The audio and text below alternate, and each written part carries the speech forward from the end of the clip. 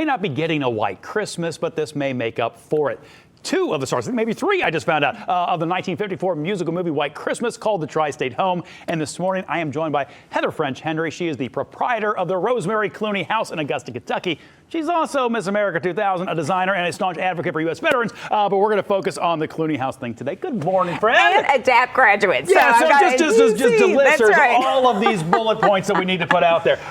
So I think almost everybody knows that this lady is from right down the river, but maybe not some of those other pieces of the puzzle.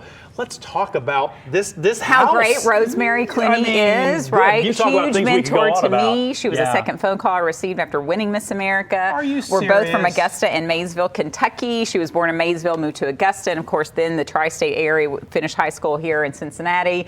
I was born in Augusta, then moved to Maysville, and she just really became a huge mentor of mine, making sure that I was taken care of during that year. And so when she passed away, we purchased her home, not thinking it was going to be 100% museum, but one thing led to the next, and now the Rosemary Clooney House Museum in Augusta, Kentucky, nestled right in the heart of the Ohio Valley, Ohio River Valley, is really a testament to her life and legacy and her career, and just the magnitude of just the personality and just the impact that she's made on all of us is pretty awesome. Well, that's what I was going to say. What a gigantic talent who could do so many things well. You know, it's one thing to be, you're a good singer, you're a good actress, you're a good whatever. She was good at all of it. She was, a five-tool player, as Except for the dancing. It's so funny. We were watching some interviews of her, and she said, if only I could dance, then it would have just been perfect. She'd have checked all of the boxes. I will say, when you watch White Christmas, she does a pretty good job. Yeah, I don't think I would have known. I mean, when you've got, Danny Kaye bobbing around, and that sort of makes things a little... who, you were just saying, is from Norwood, Ohio. I had no idea. As is George Secura, so you have three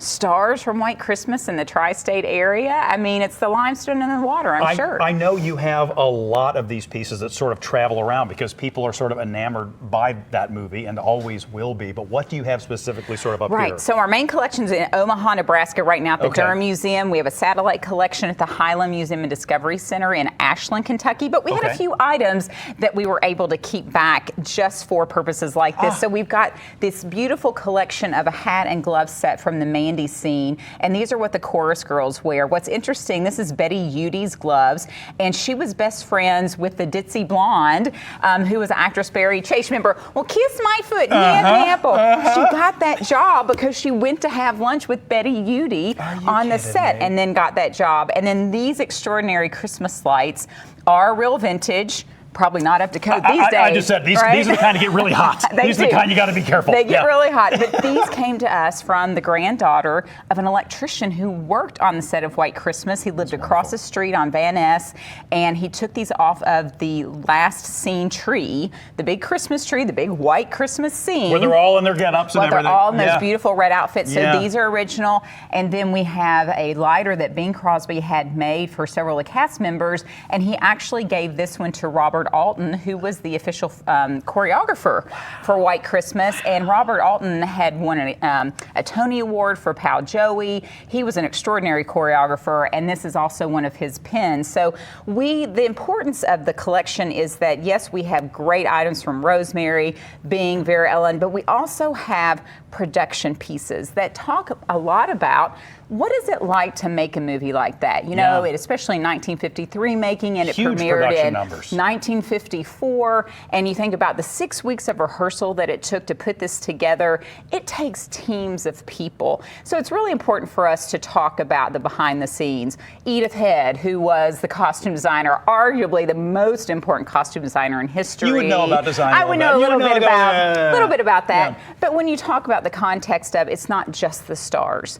It is everyone who makes up that movie. And so Rosemary, she was really known as being one of the friendliest stars in Hollywood. I love hearing that. Because she never forgot where she came from. She's from Maysville. How could she not be? That's right, a great Kentucky gal. But she always talked about her home area. And so I have found several articles that talk about Bing saying she was the best singer in the industry, and she loved singing with Bing because they sang in the same key.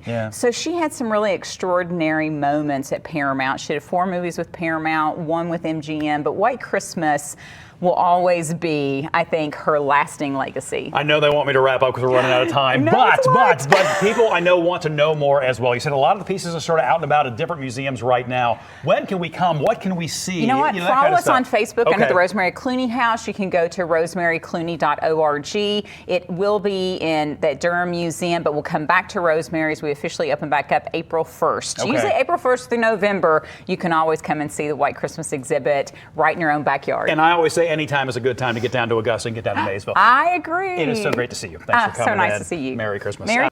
Thanks for checking out Local 12's YouTube channel. Click the links and hit subscribe so you can be notified anytime we post new stories.